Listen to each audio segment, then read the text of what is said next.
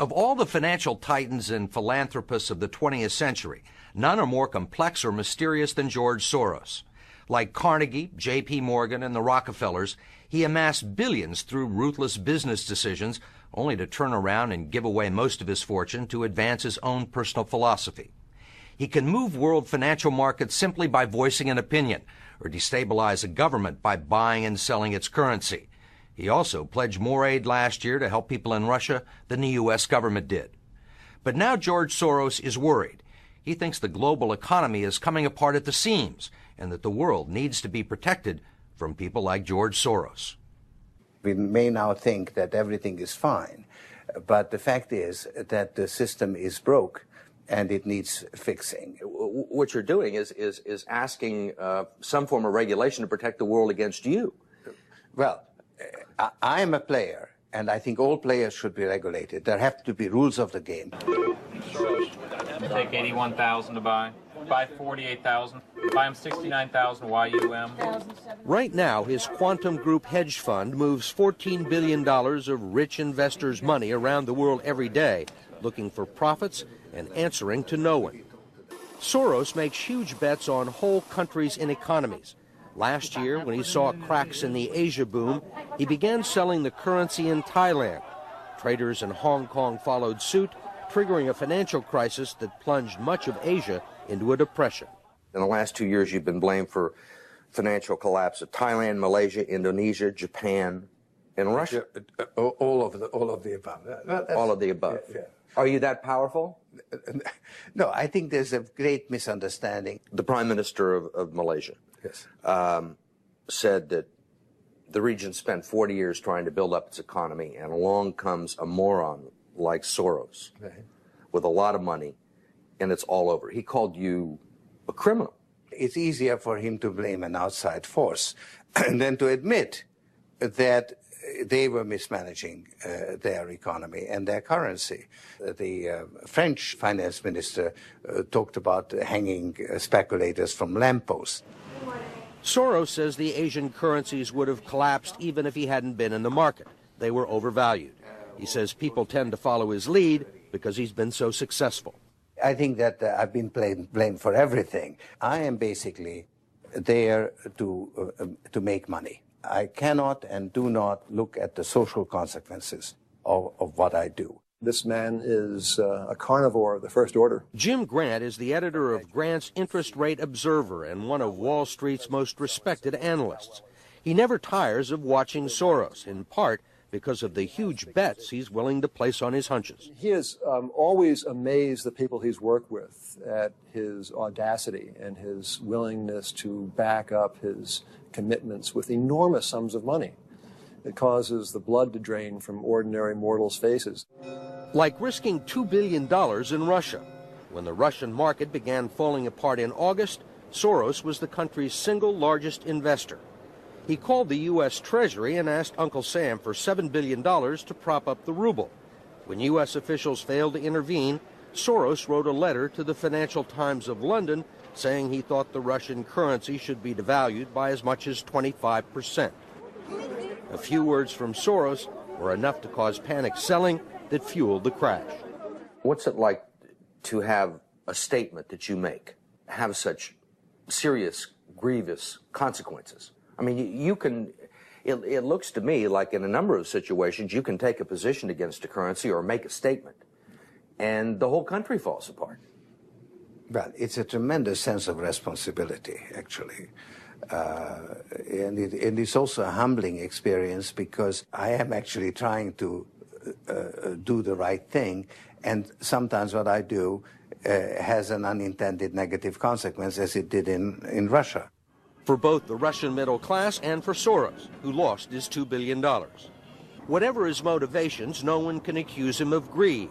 He's backed away from the day-to-day operation of his businesses and is giving away his billions now with the same determination that he made them in places like Haiti, a country that has less money in the bank than he does. Last month, he brought the First Lady with him for a look at some of the projects his foundation is funding. This is Mr. George Soros, and he's going to be helping the hospital. This year, Soros plans to give away almost $500 million around the world. In Bosnia, when the water supply to Sarajevo was cut off at the height of the siege, it was Soros who wrote a check to jury-rig a pipeline through an abandoned highway tunnel. $5 million up front can be more valuable than $50 million a year or two later. Ambassador Richard Holbrooke brokered the peace in Bosnia. At one point, after the Dayton peace agreements in Bosnia in 1995, for a considerable period of time, George had given more money to implement the peace agreements than the U.S. government had. He just could move that fast. In Russia, he pledged $100 million to help scientists who might otherwise have sold their expertise to bidders like Iran or Iraq. In Eastern Europe, he's educated a new generation. And in Ukraine, he spent millions retraining the old Soviet military. At the center of George Soros, there's an inherent contradiction. Which is? Which is, on one hand, you're the capitalist who does not care about the social consequences of his act, and on the other hand, you are a philanthropist who cares only about social consequences. How do you resolve the two? Recognizing that as a competitor, I've got to compete to win. As a human being, I am concerned about the society in which I live. Which George Soros am I talking to now? The amoral George Soros or the moral George Soros? It's one person. It's one person who at one time engages in amoral activities and at the rest of the time tries to be moral. To understand the complexities and contradictions in his personality, you have to go back to the very beginning, to Budapest, where George Soros was born 68 years ago to parents who were wealthy, well-educated, and Jewish. When the Nazis occupied Budapest in 1944, George Soros' father was a successful lawyer. He lived on an island in the Danube and liked to commute to work in a rowboat. But knowing there were problems ahead for the Jews, he decided to split his family up. He bought them forged papers, and he bribed a government official to take 14-year-old George Soros in and swear that he was his Christian godson. But survival carried a heavy price tag.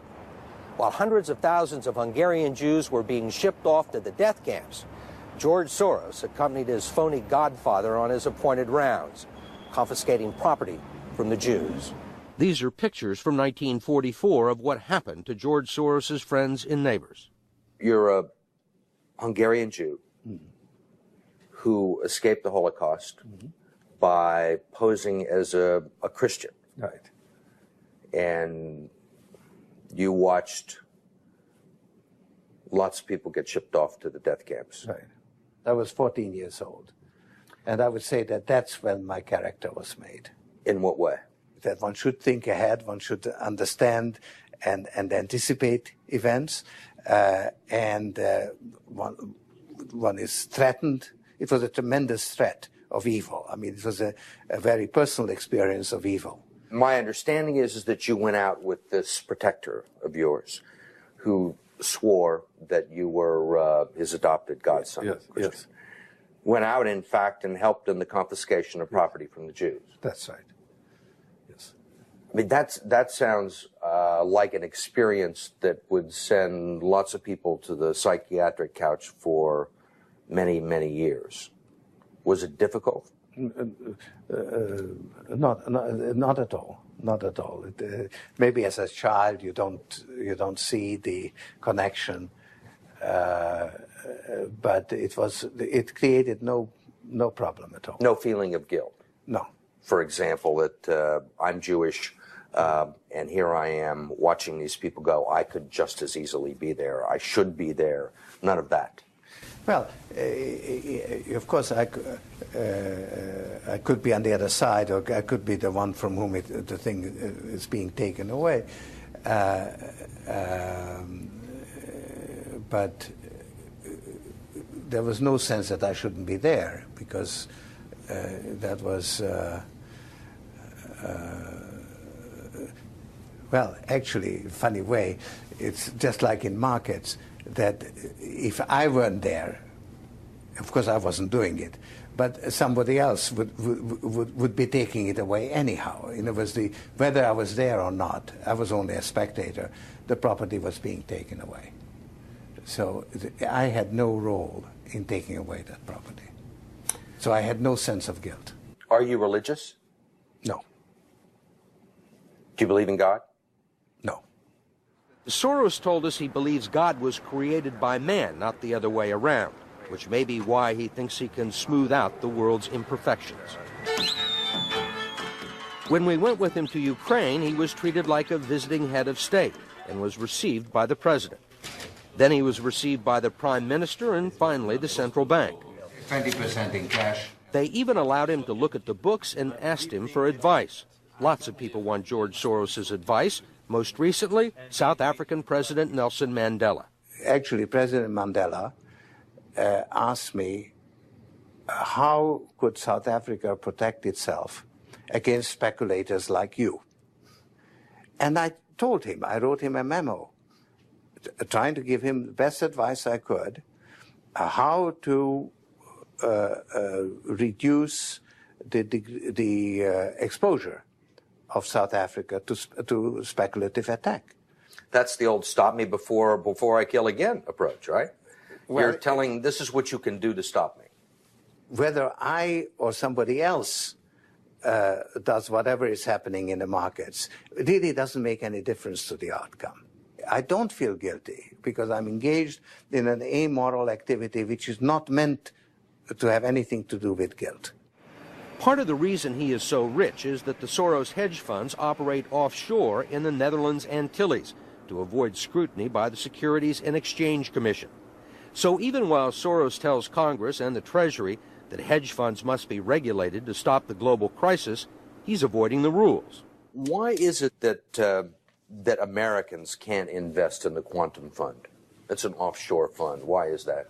Because the fund is not registered with the Securities and Exchange Commission.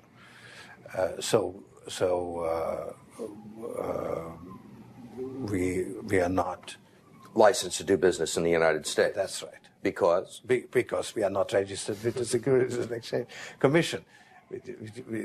Because we find it more convenient to operate without it. So in some ways it's to escape regulation. Yeah, that's right. But you've been sitting here talking about the need for regulation. Yes, and whatever regulations are imposed, we will obey. We already conform to everything. If the beneficiaries of Soros's billions do not understand the intricacies of SEC rules and offshore hedge funds, they do understand what he's done for them. The president of Haiti is reading his new book, The Crisis of Global Capitalism, and so is President Clinton. Will all the attention spoil George Soros? George Soros, in a way, is Donald Trump without the humility. One of your money managers told us that George really does think he's a god. I mean, if you think that you're God and you go into financial markets, you're bound to come out broke. So the fact that I'm not broke shows that I don't believe that I'm God.